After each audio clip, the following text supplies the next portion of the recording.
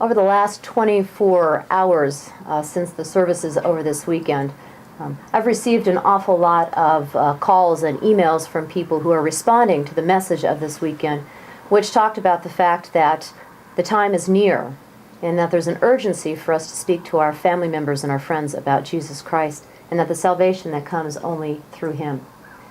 Most of the emails and the phone calls have had pretty much the same question. I have somebody in my life who I love, and I don't know how to speak to them. Can you please help? So let me just give you a couple of seconds of help here. The first thing that's most important in speaking to people about Jesus is to tell them your own story.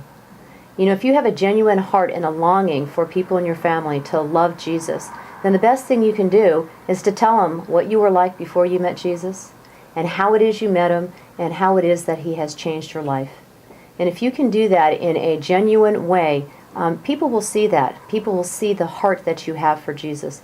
And that's always a good seed to plant.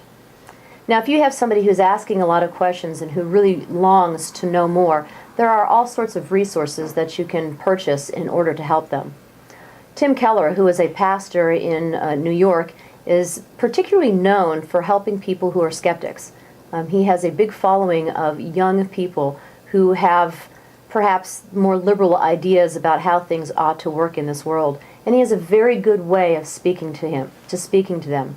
So that would be one person. If you have somebody who's kind of heady and who can intellectually understand something a little higher, he is an excellent resource.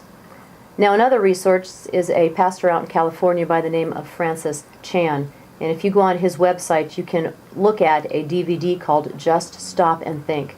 He's a little bit more accessible, a little bit easier to understand and follow.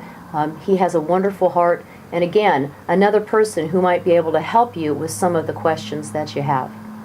So, those are just a couple of beginning seeds to plant. I hope they help you, and we will continue to pray that people change.